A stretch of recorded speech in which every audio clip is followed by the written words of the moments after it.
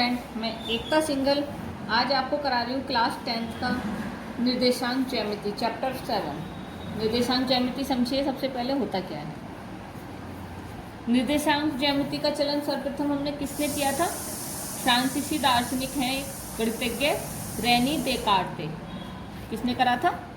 रेनी देकार्ते।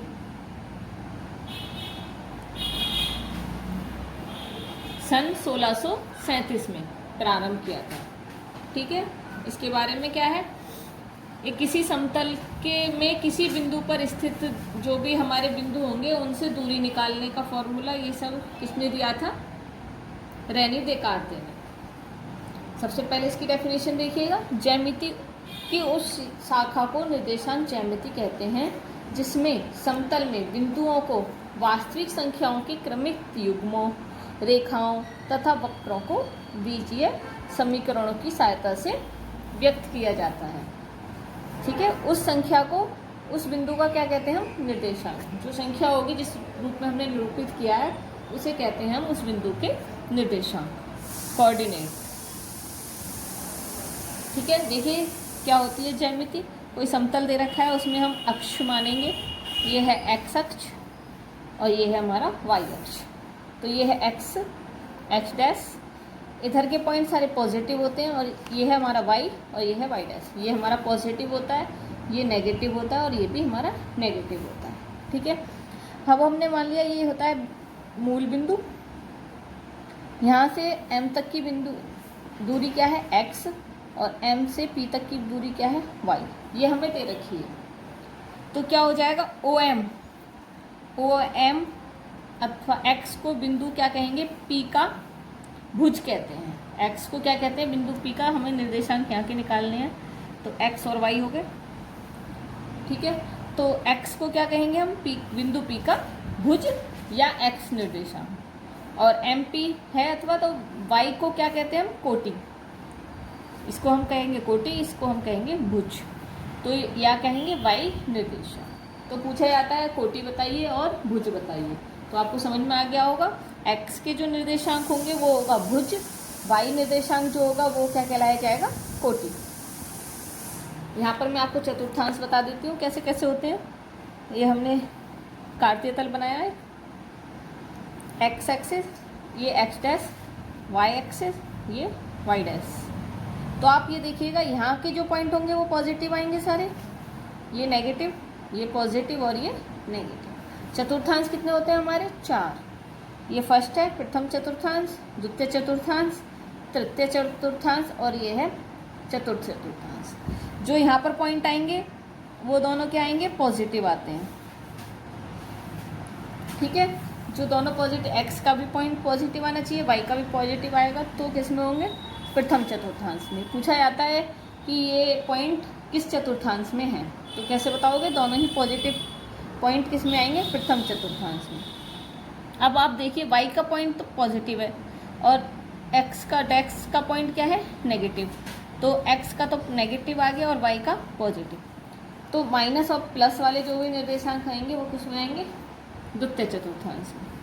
तृतीय आप यहाँ देखिए, ये भी नेगेटिव है, ये भी नेगेटिव है, तो माइनस माइनस दोनों ही अगर नेगेटिव आते हैं तो वो किस में आएंगे? तृतीय चतुर्थांश में। चतुर्थ चतुर्थांश में क्या आएंगे?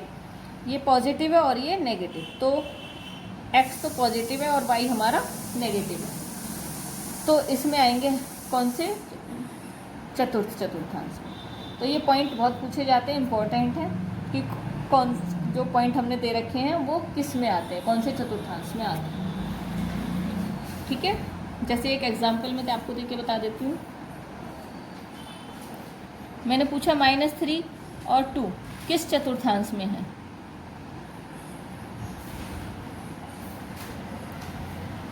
ये सिंपल क्वेश्चन है, एक छोटा सा, सबसे पहले पता होना चाहिए आप ज्यामिति में। तो -3 और 2, अब आप देखिए माइनस का है और वाई क्या है? प्लस का, तो किस चतुर्थांश में आया? द्वितीय चतुर्थांश में। इस तरीके से हम बता सकते हैं किस चतुर्थांश में कौन सा पॉइंट है। क्लियर हो गया?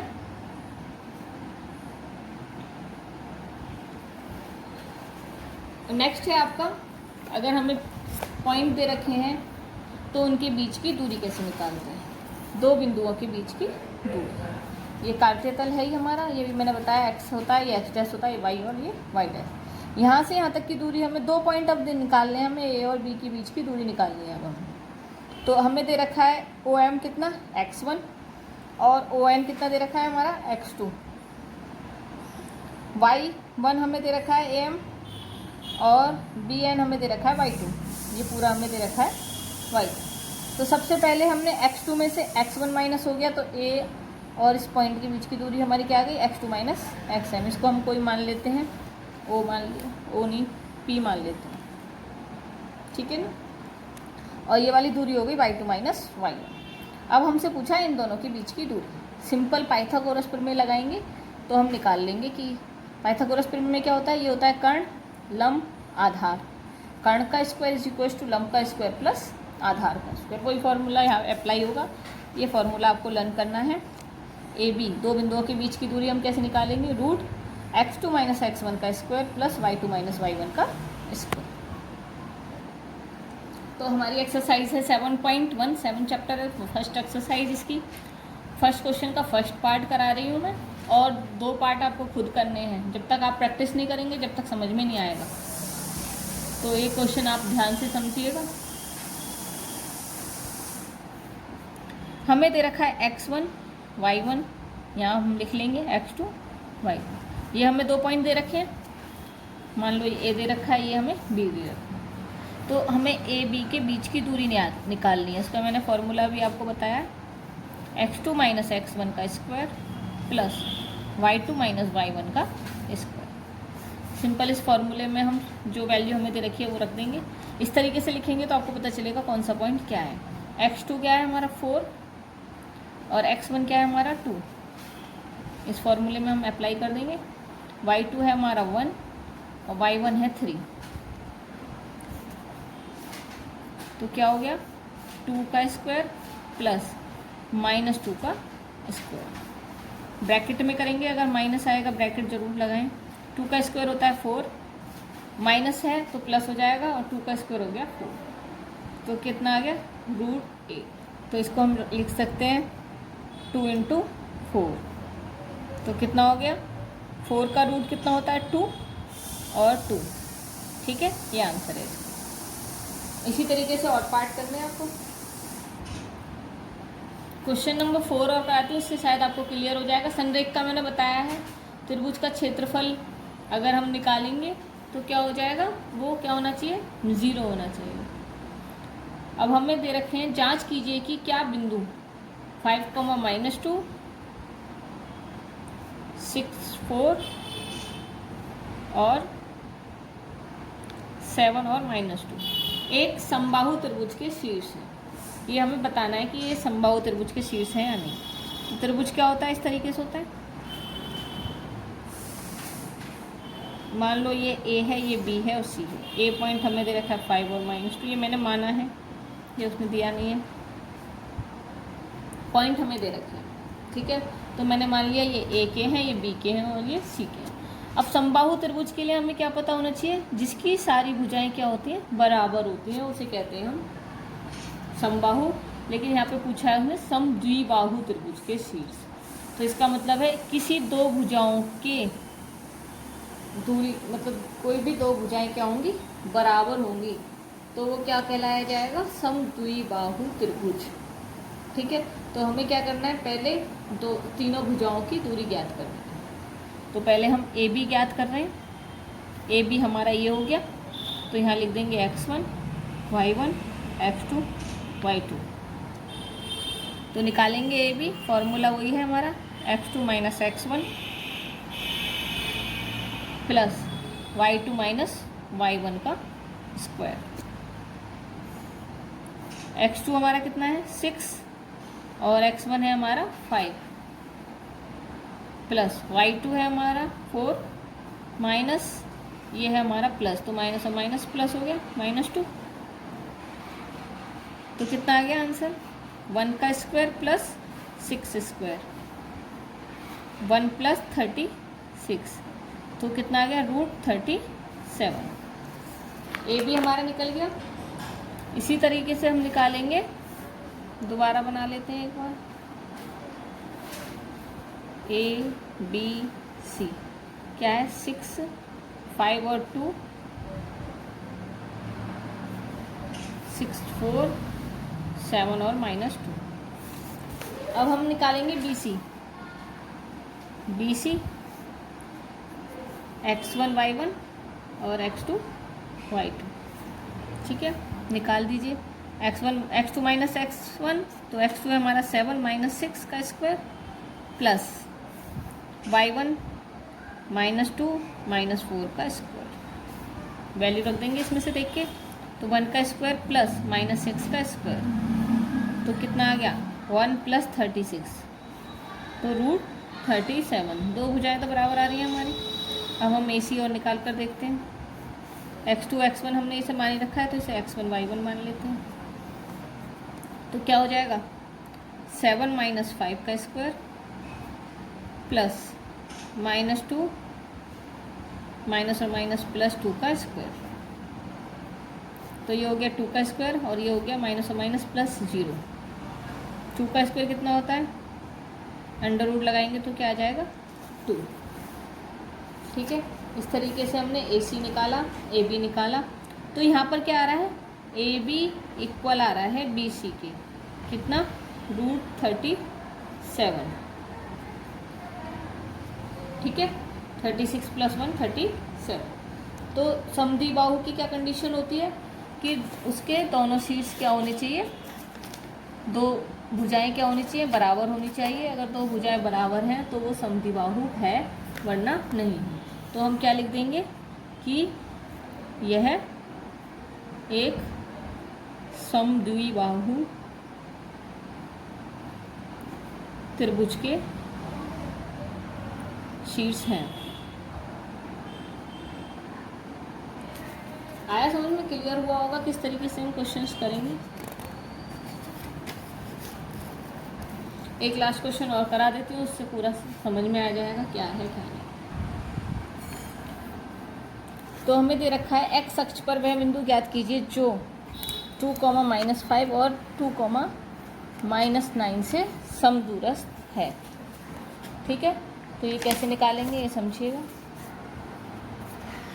सॉल्यूशन, तो y अक्ष पर है, मतलब x अक्ष पर है कोई बिंदु, तो बिंदु क्या हो जाएगा, x अक्ष पर तो x, y हमारा क्या हो जाता है 0।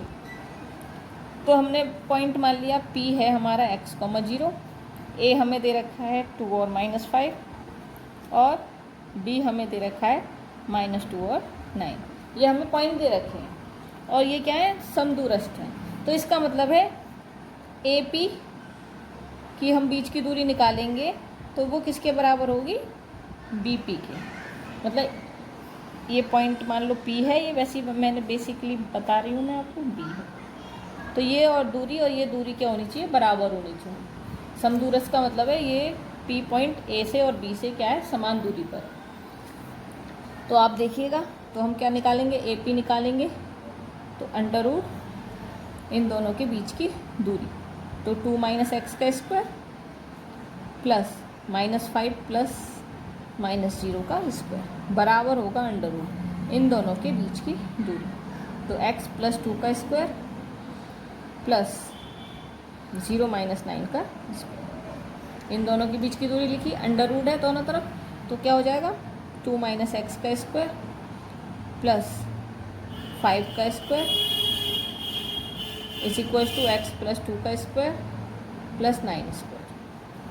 फॉर्मूला हम अप्लाई कर देंगे, a - b का होल स्क्वायर, तो क्या हो जाएगा 4, 2 का square plus x square -4x plus 25, ऐसे ही हो जाएगा x square plus 4 plus 4x plus 81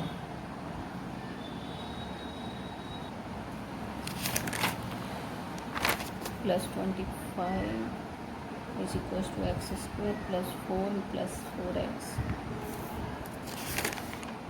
plus 81। तो आप देखिएगा हमने ये लिख लिया, x स्क्वायर से x स्क्वायर कैंसिल, प्लस 4 है तो ये भी कैंसिल, -4 लिख लेंगे जो बचा है, -4x plus 25 is equal to 4x plus 81, minus 4x, ये इधर जाएगा माइनस को हो जाएगा, तो minus 8 is equal to 56, x is equal to 56 upon minus 8, तो कितना आ गया -7, तो x हमारा कितना आ गया -7। तो P पॉइंट कितना हो गया जो उसने पूछा है, x अक्ष के बिंदु निर्देशांक बताइए, तो कितना हो गया 7,0। इस तरीके से हम इसे लिख लेंगे, आंसर दे देंगे जो उसने पूछा। इस तरह से आपको सारी एक्सरसाइज करके देखनी है, पूरी एक्सरसाइज ये 7.1। और कोई प्रॉब्लम होगी आप मुझे कमेंट बॉक्स में कमेंट कर सकते